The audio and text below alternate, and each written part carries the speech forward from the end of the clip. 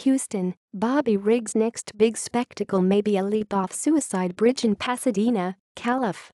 While Billie Jean King is just happy to have made a spectacle of the 55-year-old hustler and to have won $200,000 to boot.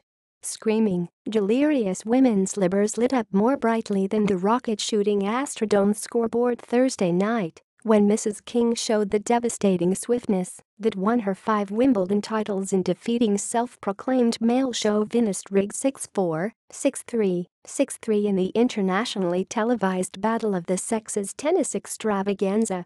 Associated Press account of the September 20, 1973 match. "We've come a long way, baby. All of us. Athletes. Fans. Journalists.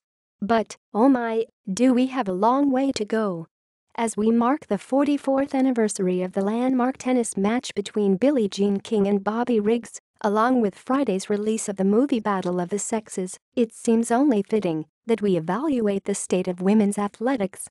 Clearly, there are far more opportunities for girls and young women to pursue their sporting dreams, much of it thanks to the Title X law that was enacted just 15 months before the King-Riggs melodrama.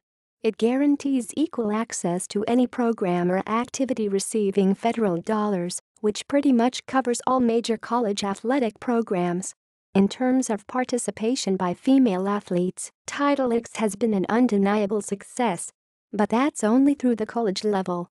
When it comes to making a living through sports, not getting rich, mind you, just a living wage, the opportunities are far more limited for a woman than a man.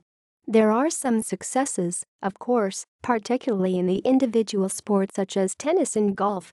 But when it comes to female team sports, especially in the United States, there just aren't any success stories.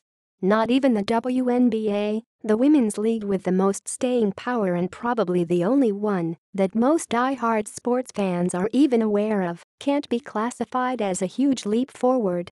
Even now, more than 2 decades after its founding, it remains a league that is played for a few months in the summers outside of the traditional basketball season. For pay that remains so low, most players earn the bulk of their incomes playing overseas the rest of the year. The WNBA has only 12 teams, just 4 more than when it started in 1996, and television ratings are still microscopic. Other than that, there are a handful of female leagues that might as well be part of the witness protection program. Anyone heard of the National Women's Hockey League? Anyone? Bueller? And a lengthier list of those that went under.